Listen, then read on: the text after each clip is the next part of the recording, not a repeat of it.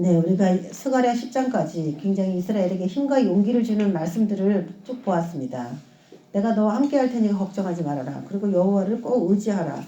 내가 너를 견고하게 할 것이다. 이러면서 막 힘을 주시고 이스라엘과 함께 하시는 하나님, 만국에게 이스라엘을 누가 다스리는지 보여주시겠다고 하나님의 의지가 아주 강하게 계속 연이어 소개되고 있었습니다. 근데 오늘은 우리가 11장 말씀을 읽어보니까 11장 말씀은 또 완전히 무슨 의미인지 다 우리가 다 알 수는 없겠지만은 대충 읽었을 때는 별로 그렇게 좋은 말씀 같지가 않다 이런 느낌 여러분이 가졌을 텐데 우리가 한 절씩씩 나눠보겠습니다.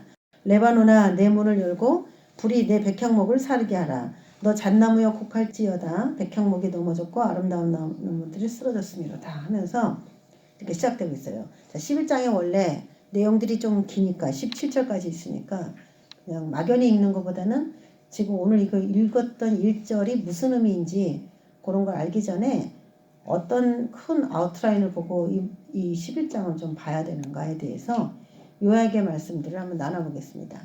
자, 지금 우리 레바논아 내 문을 열고 불이 내 백향목을 사르게 하라 이러니까 이게 지금 무슨 말을 하려고 갑자기 레바논이라는 나라의 이름을 언급하고 있는 것인가 좀 맥이 안 잡히죠? 그래서 넓은 의미를 한번 본다면은 1절부터 3절까지의 이야기는 이스라엘에 대한 심판이에요.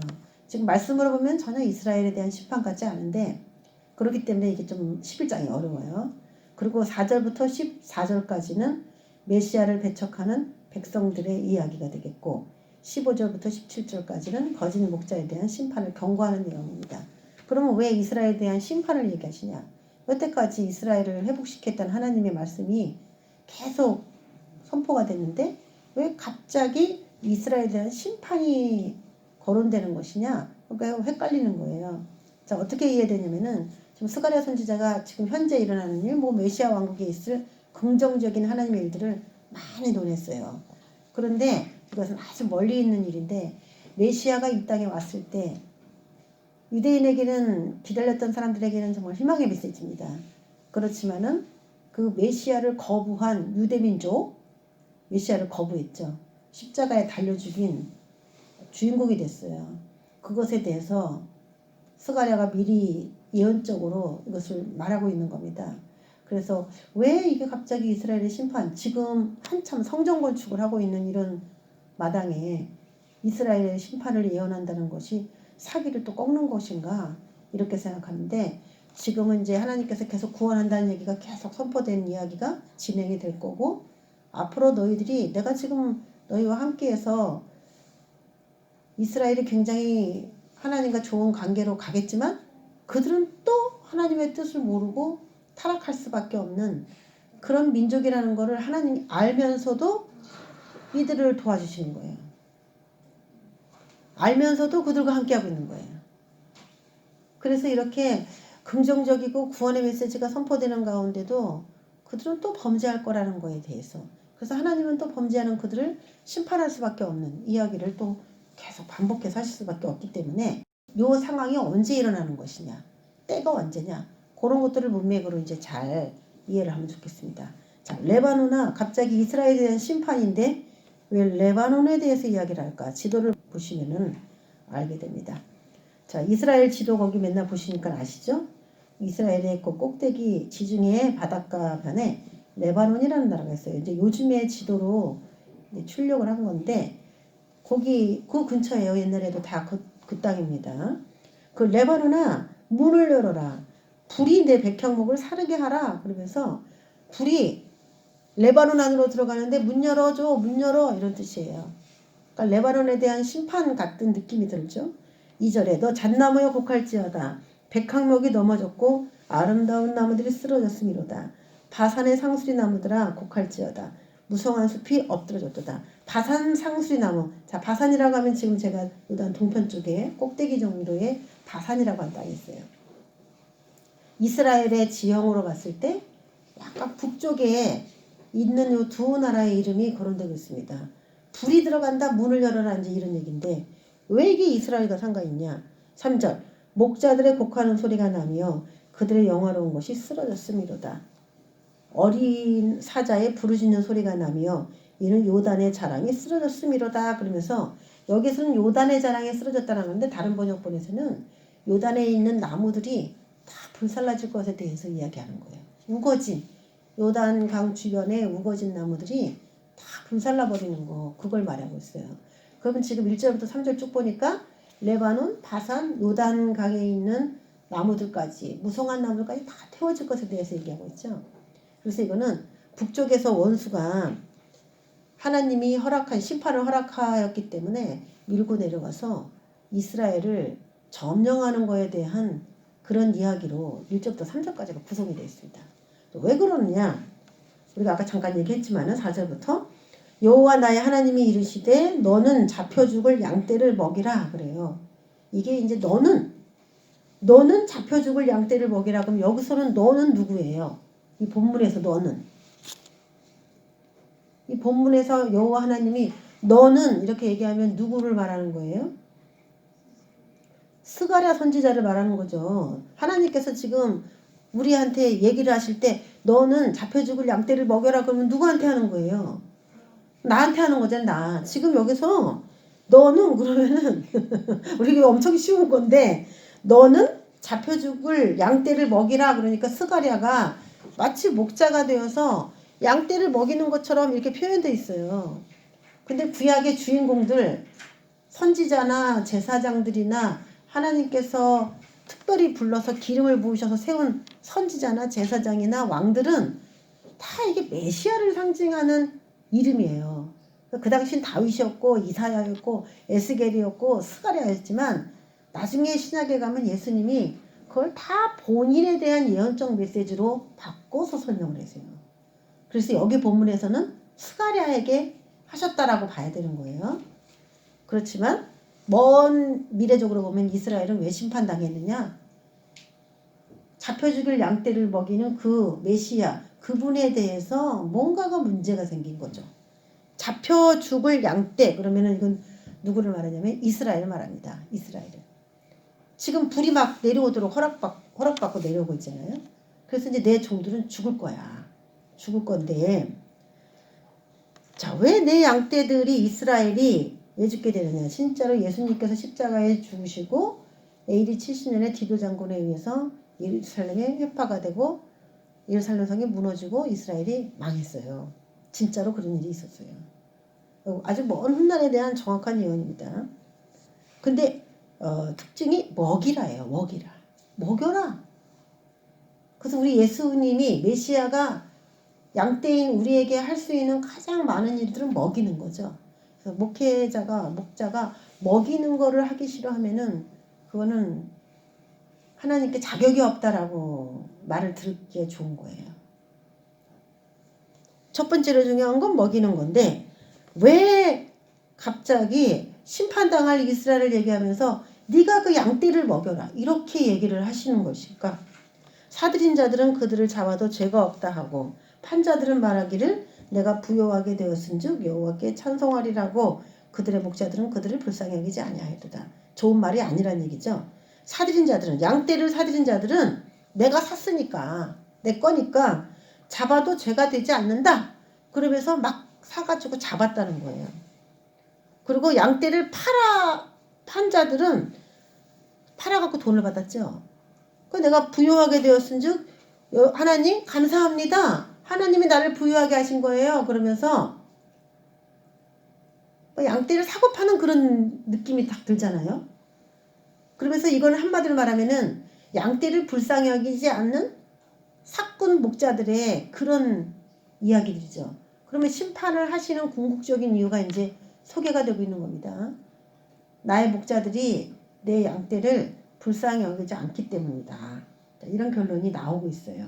그러니까 스가랴 네가 잡혀 죽을 양떼를 먹여라 이렇게 얘기를 하는 거예요.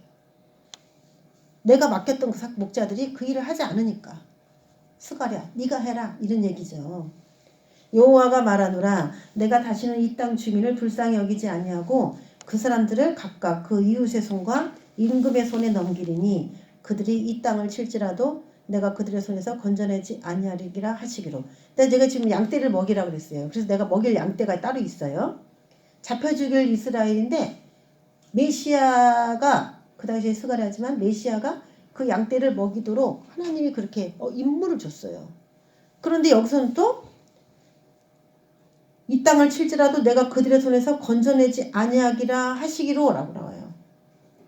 그럼 뭐냐면 지금 심판은 정해져 있는데 또 메시아이신 그분은 내 양떼를 먹이기 위해서 또 명령을 하달받았어요.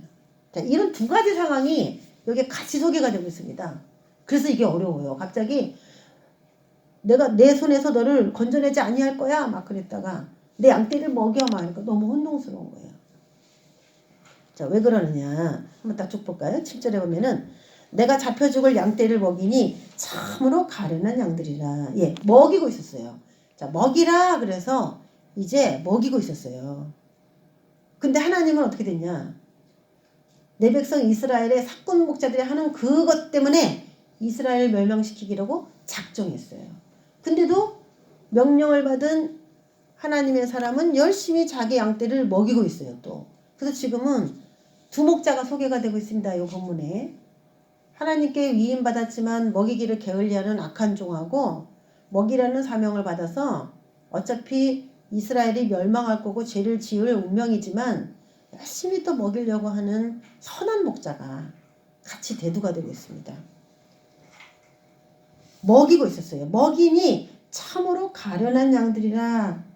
예수님이 볼 때 이스라엘은 참으로 가련한 그런 양이었다. 그래서 예수님께서 막 십자가 지시고 그럴 때 막 사람들이 우니까 나를 위해서 울지 말라. 네 자녀를 위해서 울어라. 너희들은 너무 가련한 민족이야. 나 때문에 오는 게 문제가 아니야. 너희들의 나라가 멸망하게 됐다는 거. 그것 때문에 울어야 한다. 그러면서 참 불쌍하게 여겼어요. 이스라엘을. 그러니까 하나님이 악한 그 이스라엘 메시아가 열심히 먹이지만 그 메시아를 구별하지를 못하고 사꾼 목자를 따르는 또 그 백성들의 모습이 심판을 당할 수밖에 없는 그런 상황이 된 거예요. 그래서 우리가 뭐냐면은 내가 어디 있어야 되느냐, 내가 어떤 목자의 메시지를 들어야 되느냐, 하나님께서 보낸 종은 누구냐, 그걸 찾는 게 참 중요한 거고 복이 거기서부터 오는 겁니다. 두 목자가 있는데 이스라엘은 누굴 선택하냐? 메시아를 배척하고요. 겉으로 보기에 그래도 괜찮아 보이는 사꾼 목자들. 예수님 볼품 없잖아요. 내세울 게 없잖아요. 저게 이스라엘의 왕이야? 저게 선지자야? 배척한 거예요. 예수님은 계속 선한 목자로서 그들을 가련하게 여기지만 그들은 여전히 사꾼 목자의 추종자로서 무엇이 옳은지를 잘 이해하지 못하고 있습니다. 그러니까 한편으로는 죽을 운명, 한편으로는 불쌍해서 다독여주는 그런 양떼의 모습을 소개하고 있습니다. 자, 내가 막대기 둘을 취하여 하나는 은총이라 하며 하나는 연합이라 하고 양떼를 먹였다. 참 예수님의 이런 표현들이 굉장히 어렵죠. 막대기가 있는데 두 개가 있어요. 하나는 은총의 막대기고 하나는 연합의 막대기다. 그래서 이 막대기로 양떼를 먹이고 있다는 얘기인데요. 이게 과연 무슨 말일까요? 막대기 둘을 취하여. 막대기가 뭐냐면은 목자가 양떼들을 칠 때에 양떼들을 가장 안전하게 하기 위해서 쓰는 도구가 지팡이와 막대기죠. 그럼 이건 굉장히 중요한 거예요. 예, 하나는 지팡이고 하나는 막대기 이렇게 얘기할 수도 있어요. 근데 하나는 은총이고요. 하나는 연합입니다. 연합. 그러면 이제 이 얘기를 하면은 우리의 왕, 우리의 메시아가 우리를 안전하게 지켜주겠구나 이렇게 생각이 딱 들거든요. 시편 23편 4절의 말씀을 보면은 그래서 이 목자의 도구로서 그리스도의 통치 원리예요. 은총, 이 은총을 다른 번역본에서는 은혜라고도 번역을 했어요. 은혜. 그래서 은혜와 연합 그래서 이게 무슨 뜻인가 같아요. 은총은 원어로 노함입니다. 노함. 기쁨, 즐거움, 아름다움을 표현한 말이에요. 그러니까 하나님으로부터 오는 기쁨, 즐거움, 아름다움을 목자가 책임져 주는 거예요. 양떼들에게. 이것은 어떨 때 쓰냐면은 외적 위협에 대한 보호로서 사용됩니다. 거기 10절에 보면은 은총이라 하는 막대기를 취하여 꺾었으니 이런 모든 백성들과 세운 언약을 폐하려 하였음이라 이런 말이 나오죠. 그래서 이 은총은 다른 말로 하면은 내가 너에게 약속했으니까 너에게 기쁨과 즐거움을 주겠다라는 거예요. 내가 너에게 약속했으니까. 잘해서가 아니라 약속의 근거에서예요. 약속의 근거에서. 그러면 하나님과 내 백성이 어떻게 연결되냐면 약속이라는 걸로 체결이 된 거예요. 약속이라는 걸로. 그런데 만약에 백성이 약속을 버리게 되면 어떻게 되죠? 하나님하고 관계가 끊어지게 되는 거예요. 약속은 둘이 하는 건데 한 사람이 계약을 위반하지 않으면 유지가 됩니다. 그 약속은. 근데 한 사람이 그 계약을 깨버리면은 그거는 무효가 돼버리는 거죠. 안 지켜질 수밖에 없죠. 근데 하나님은 지금 이들이 자기를 노략질하는 사꾼 목자를 구별하지 못하고 참 가련해 보이는 거야. 잡혀먹힐 양떼야. 그러니까 딱 볼 때. 선한 목자는 가만히 있냐. 열심히 먹이고 있어요. 사명으로. 그런데 그들은 자신의 목자를 자신의 목자라고 인정하지 않아요. 눈이 얼마나 참 높은지 이들이. 응? 우리의 메시아가 저런 몰골로 오겠어? 하나님이 그래도 보낸 메시아라면 그래도 옷도 좋은 거 입고 건물도 좋은 데서 광야 한복판에 멋있는 건물 짓고 거기서 가르쳐야 되는 거 아니야? 저렇게 허름하고 얼굴도 깨끗 말라가지고 볼품도 없고 인물이나 좀 멋있게 생기든지 성화에서 나오는 것처럼 마른 줄기같이 생겼다는 거 보니까 딱 볼 때 흠모할 만한 게 없다는 거 보니까 예수님이 가진 게 뭐가 있을까요? 능력밖에 없죠. 능력. 그러니까 사람들은 눈으로 평가하기 때문에 하나님이 아마 눈에 보기에 메시아인 것 같아 라고 하는 것을 아무것도 안 주시고 그리고서 이제 사역을 시키신 거예요. 하나님이 인간의 그 안목의 정욕, 눈으로 본 대로 평가하는 그 버릇을 아주 싹 고치기 위해서 예수님을 참 그렇게 하셨어요. 그래서 우리는 예수님보다 조금 나은 그래도 외모를 가졌다면은 아주 하나님 앞에 100만 번, 1000만 번 감사해야 됩니다. 네? 아직 가진 것도 없고 아무것도 내세울 게 없는데 그냥 생긴 것도 못생기고 안 먹어도 찌는 체질이다. 그럼 어떡하겠어요. 아니면은 많이 먹어도 그냥 30kg 그냥. 그러면 그 아무리 내가 옳은 얘기를 하고 뭐 건강관리 뭐 이렇게 잘하라고 아무리 얘기해도 본인이나 잘하세요 그럴 거 아니겠어요?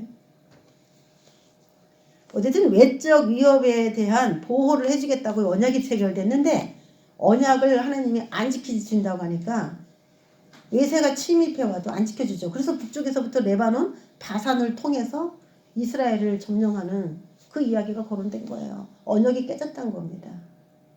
자, 연락이라고 하는 막대기는 하발입니다. 통일과 화합을 이야기하는 거예요. 이거는 내적으로 내 백성들이 지금 다 북이스라엘, 남유다 뭐 이렇게 돼 있잖아요. 그런 가운데서 하나로 만들어서 이끌어 가겠다고 하는 내적인 통합과 화합이에요. 근데 신기하죠? 이 하발이라는 이 원어 가운데 이게 어디서 나온 그 단어의 뜻들이 있냐면은 파괴라고 하는 뜻이 이 하발이라고 하는 연락, 연합 요런 말 속에 들어있어요. 파괴라는 말이. 원래 파괴라는 말하고 통일, 화합이라는 말이 전혀 상관이 없잖아요. 그래서 이거를 왜 이 단어에서부터 이 하발이라는 말이 나왔을까? 의미가 나왔을까? 뜻이 정반대인데 라는 생각이 들어서 주석가들이 이걸 어려워해요. 근데 여러분 우리가 신앙생활 해보면 이 답이 바로 나옵니다. 이건 무슨 뜻이냐면은 통일이 되고 연합이 되려면 한 사람이 깨져야 돼요. 그렇겠죠?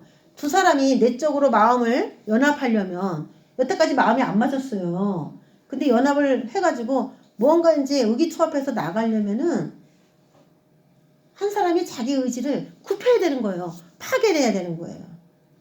두 사람이 건재하게 이론을 팽팽하게 맞붙으면서 같이 연합될 수가 없다는 거 저와 여러분이 아시지 않습니까? 그럼 거기는 사탄의 강교한 분리시키려고 하는 그 역사가 파괴돼야만 하나님의 연합의 일들이 추진이 될 수가 있는 거예요. 근데 하나님께서 이 연락이라고 하는 은총이라고 하는 이 막대기 이 두 개를 가지고 이스라엘 외적 내적으로 지키면서 목자로서 양을 쳤어요. 먹였어요. 메시아가 그걸 했어요. 자신의 소명을 다 했는데 8절에 보니까 한 달 동안에 내가 그 세 목자를 제거하였으니 이는 내 마음에 그들을 싫어하였고 그들의 마음에도 나를 미워하였습니다. 이런 얘기가 나와요.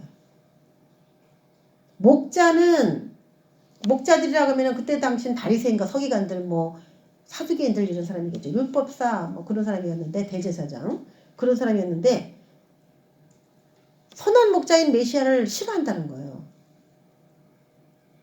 나도 그들을 싫어했고 독사의 자식들아 그랬잖아요. 나도 그들을 싫어했고 그들도 나를 미워했기 때문에 나는 그들을 한 달 동안에 제거할 것이다. 한 달이라는 말을 왜 굳이 한 달이라는 말을 썼는지는 잘 모르겠지만 예수님께서 사역하시는 그 기간이 3년 반이었는데 그 30일을 3년 반이라고 해서 말씀하신 건지 어쨌든 요 세 목자가 누구냐라고 봤을 때 우리가 이제 생각하기로는 구약 전체적인 내용으로 봤을 때 제사장, 왕, 선지자 이런 사람을 이제 그 당시 이스라엘의 목자라고 그랬죠. 이끌었어요. 양떼를 정치적으로 종교적으로 죄를 저지르는 그런 면에 있어서 그런데 이 세 목자를 끊어버리겠다고 그래요. 나도 걔 안 좋아하고 그 사람들도 나 안 좋아하고 자신의 왕이고 자신의 메시아고 자신이 충성하고 봉사해야 되는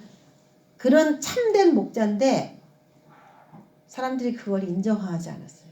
내 목자가 아니다 그랬어요. 그러니까 예수님도 열심히 먹였지만 거부하는 그들에 대해서 어쩔 수 없었어요. 지도자가 이런데 어떡하겠어요. 내가 아무리 이스라엘 양떼들을 먹인다 할지라도 지도자가 이런데 그 나라가 멀쩡하겠습니까? 자, 이스라엘의 파멸의 원인은 누구로부터 왔느냐? 제사장, 왕, 선지자 이 세 목자로부터 왔다라는 것입니다. 양떼를 돌보지 않고 자신들의 이기적 욕구의 충족에만 전념한 사꾼 목자이기 때문에 결국 이들 때문에 이스라엘은 파멸하게 된 거고 끝난 거죠. 이스라엘은 끝나게 된 겁니다. 서로 미워했기 때문에 그래요. 왜 자신의 목자의 메시지를 싫어할까요? 왜 예수님의 그 설교를 싫어할까요? 자신들이 찔리니까 그렇죠. 찔리니까. 바리새인과 서기관들 막 그렇게 하지 않잖아요. 설교해도. 자신들이 찔리고 자신의 영이 거기에 미치지 못하니까 그리고 자신이 갖고 있는 기득권이 있는데 갑자기 그 기득권을 예수님이 뺏어감으로 인해서 자기도 나름 괜찮은 사람이고 그런 사람인데 지위적으로 높아진 마음 때문에 그러는 거예요. 높아진 마음을 내려놓지 못해서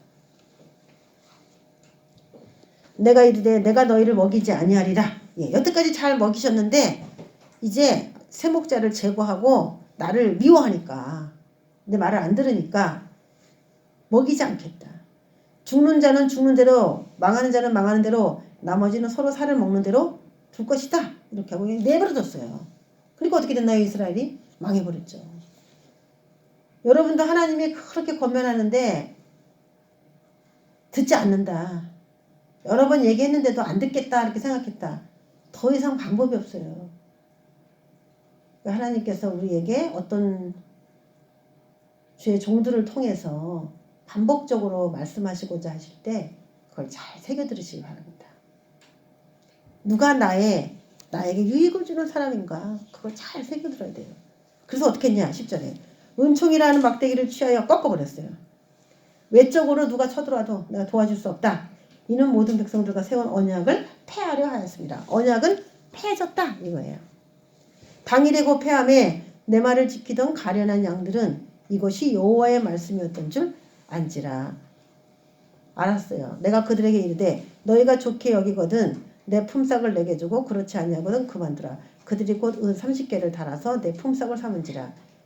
참, 소에 바쳐 죽은 노예값이에요. 출애굽기 21장 32절에 보면은 소에 바쳐 죽은 노예값으로 쳐주는 게 은 30이었어요.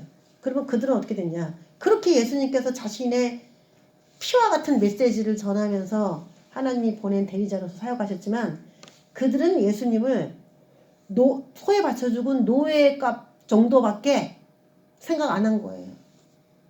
심판의 이유는 뭐냐? 바로 이거예요. 심판의 이유.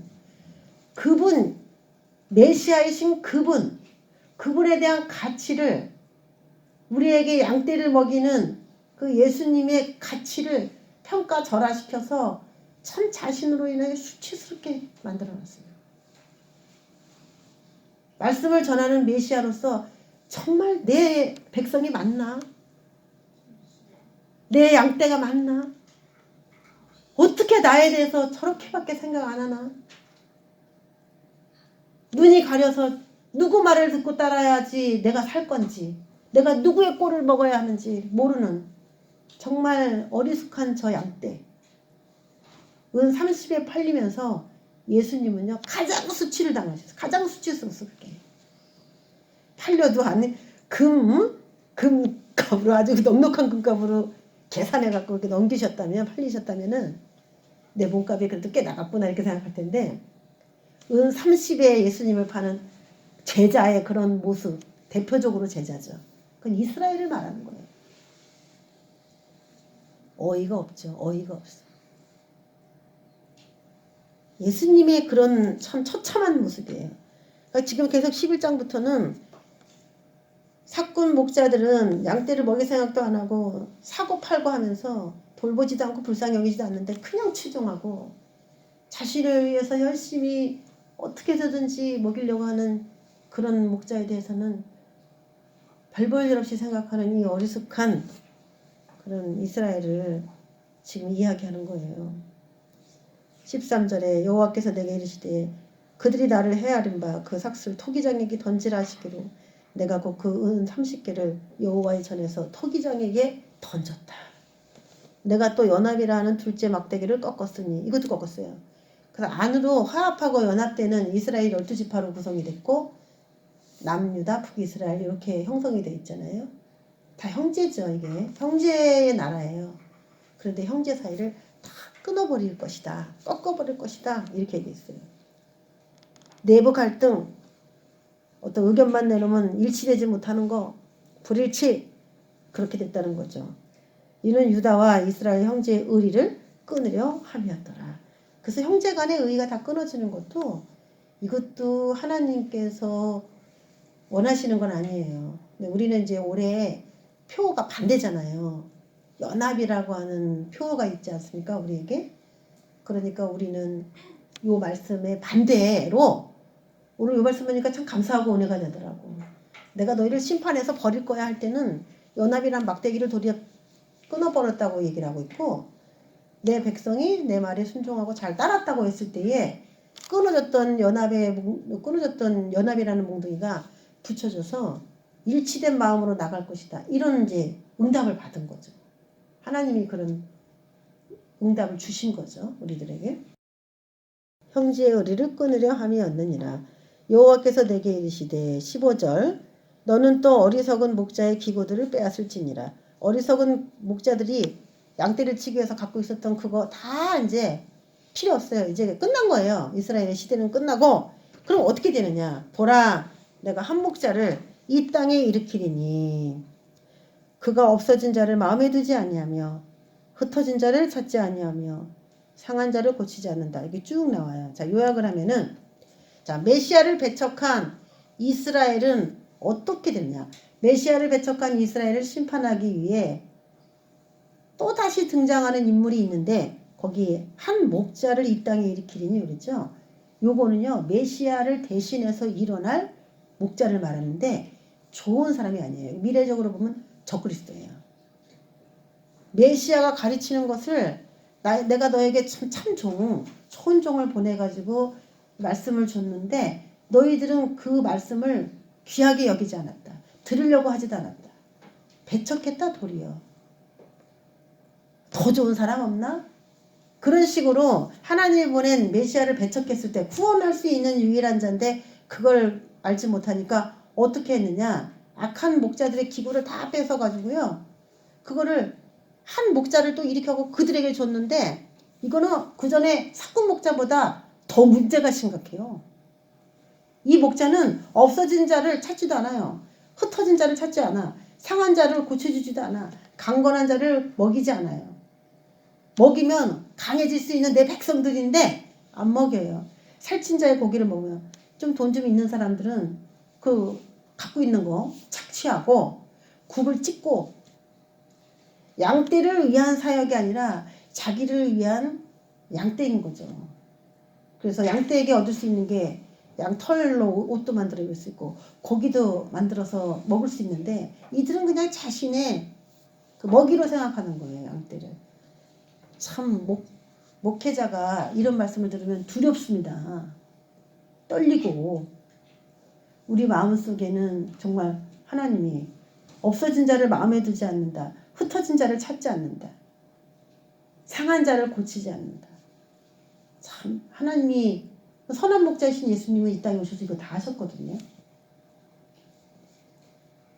자, 이런 아주 악랄한 너희들이 목자를 싫어했으니까 그래 된통 걸려봐라 그러면서 아주 그냥 무서운 지옥에 보내는 적그리스도 같은 그런 목자를 일으킬 거다. 아주 양떼로서는 진짜 선전포고와 같은 거예요. 애굽의 바로왕 같은 사람을 붙인다는 거거든요. 그러니까 우리가 하나님을 떠나면은 더 잘 될 수도 있다 이렇게 생각할 수 있지만은 생각을 완전히 내려놔야 됩니다. 하나님을 떠나면은요 무서운 일이 발생하고 나를 위해서 지배하는 그 사람이 더 무서운 사람이 오는 거야. 그러니까 참 이게 어렵죠. 그래서 17절에 화 있을진저 양떼를 버린 목된 목자여. 누구 때문에 이게 왔냐? 결국에는 이스라엘의 새 목자 때문에 이런 일들이 생겼죠. 사꾼 목자죠. 칼이 그의 오른팔과 오른쪽 눈에 내리리니 그의 팔이 아주 마르고 그의 오른쪽 눈이 아주 멀어버릴 것이다.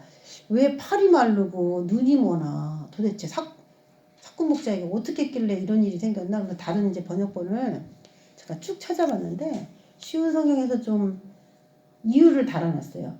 전쟁이 그의 힘과 지혜를 꺾어놓을 것이다. 이 팔이라는 것은 힘, 그리고 눈이라는 것은 지혜를 상징하는 거죠. 영이니까 올바로 볼 수 있고 올바로 평가할 수 있는 안목인데 힘과 지혜를 내가 꺾을 것이다. 왜? 그걸 좋은 데 쓰지 않았기 때문에. 그의 힘이 완전히 빠지고를 팔이 아주 마르고 이렇게 된 거예요. 팔이 뭐 20cm가 나왔다가 10cm 되는 그게 아니고 힘이 완전히 빠지고 목자로서 누렸던 권세, 능력, 그런 힘 이거 다 빠지고 지혜를 다 뺏어갈 거다. 왜? 지혜를 엉뚱한 데 썼으니까. 내 양떼들을 위해서 쓰지 않았기 때문에 내가 다 걷어갈 거다.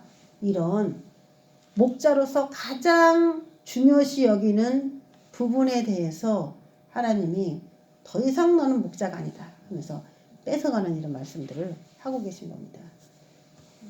자, 우리도 우리의 목자 되신 예수님 말씀 중심으로 이 세상에 많은 이론들이 있지만은 나에게 가장 중요한 것은 말씀이 나한테 뭐라고 하고 있는가. 그것에 대해서 내가 그런 어떤 반응을 가지고 살아가고 있는가. 그런 거에 대한 마음을 보시고 이스라엘은 이래서 심판을 당했다면 내가 말씀 중심으로 산다고 하면 그 사람은 축복을 받게 되겠습니다.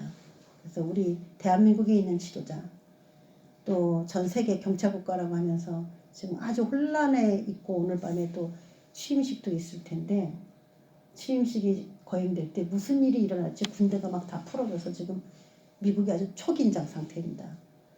군대가 30만이 동원이 되고 있어요.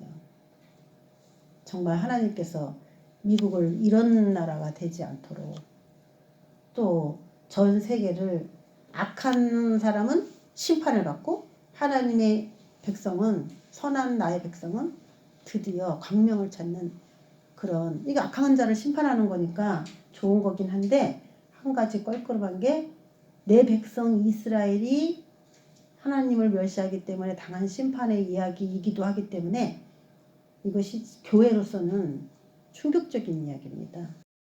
하나님께서 여기서 말씀하신 대로 교회가 깨어서 하나님의 뜻대로 살아가기를 그래야 우리나라가 이제 건재하게 되겠죠. 전쟁 안 일어나고. 자, 자, 그런 걸 위해서 저와 여러분도 그래서 올해 하나님 주신 연합이라는 이름으로 붙잡고 기도하신 저와 여러분 되시기를 주의 이름으로 축원합니다. 아멘.